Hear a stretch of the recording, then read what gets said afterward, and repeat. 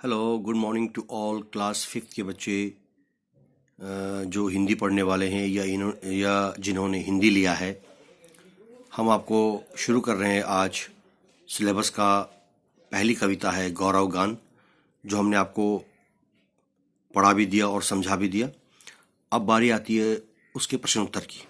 प्रश्न उत्तर देने से पहले मैं आपको एक बात बताना चाहता हूँ।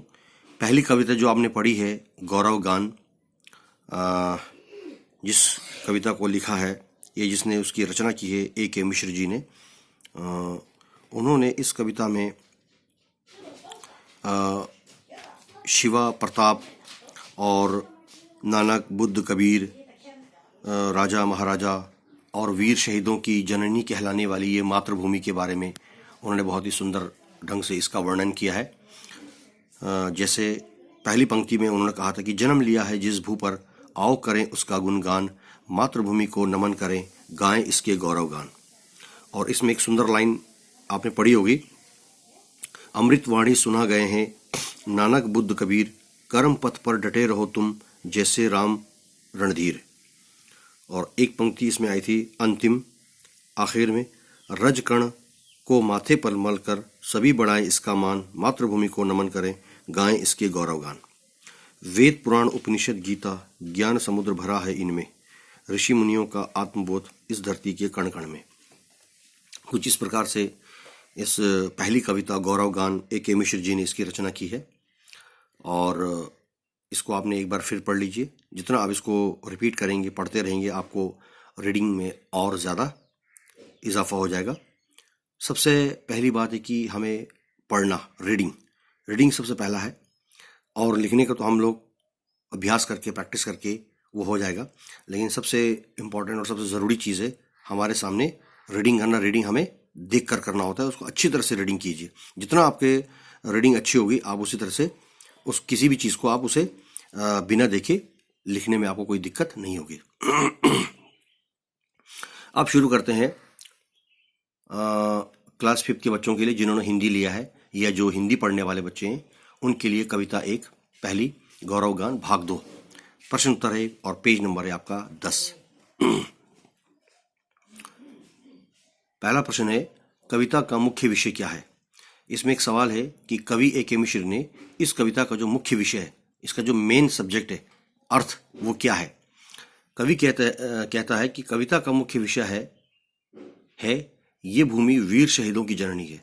इस कविता का जो मेन सार है, मेन जो थीम है, वो भारत में पैदा होने वाले महान वीर शहीदों की जन्मदात्री, यानी कि महान शहीद लोग इसी धरती पर, इसी मातृभूमि पर पैदा हुए हैं।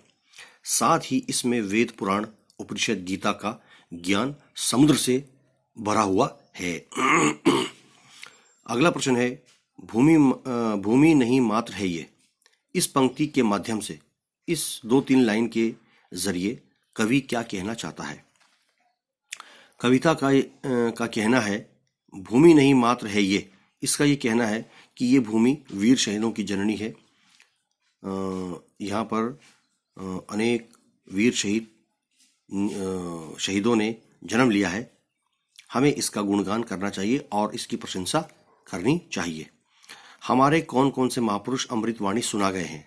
तीसरा प्रश्न है, हमारे बहुत सारे महापुरुष जैसे गुरु नानक देव जी, महात्मा बुद्ध, कबीरदास जी, तुलसीदास जी, सूरदास जी आदि महान महापुरुषों ने अमृतवाणी हमें सुना गए हैं या बताए गए हैं।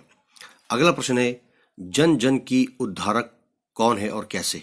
यानी हर एक व्यक्ति की उद्धारक क्या चीज़ है। जन जन की उद्धारक गंगा है, क्योंकि गंगा सदैव अविरल बहती रहती है और लोगों के द्वारा अपवित्र होने के बाद भी ये पवित्र बनी रहती है। तो लोगों की जन जन उद्धारक गंगा है। अगला प्रश्न है, मातृभूमि का सम्मान बढ़ाने के लिए आप क्या करेंगे।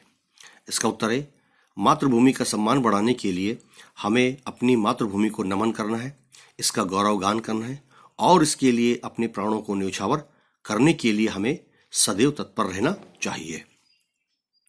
अब आता है पेज नंबर 11, प्रश्न 4 सही वाक्यों के सामने आपने टिक लगाना, गलत के सामने आपने क्रॉस का निशान लगा देना, जैसे इसमें आपको दिखाई दे रहा है। पहला है, कवि मातृभूमि का गुणगान करने के लिए क्या कह रहा है, ये सही है तो टिक कर देना है। कवि के अनुसार हमारे देश की धरती लेखकों की जननी है, यह गलत है तो आपने क्रॉस कर देना है।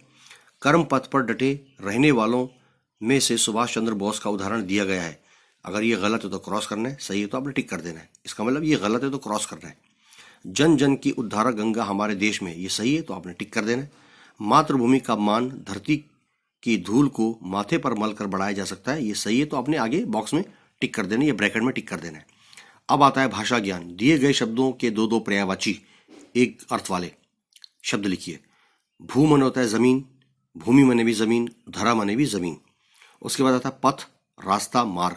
नमन, प्रणाम, नमस्कार, नमस्ते। गंगा, भागीरथी, देवनदी, सिंधु, तो ये है पर्यायवाची एक जैसे एक समान अर्थ वाले। तो ये है आपका, इनको आपने पढ़ते रहना है, समझते भी रहना है, और जहां आपको समझ में नहीं आता है वो आपने पूछ लेना है। धन्यवाद बहुत बहुत।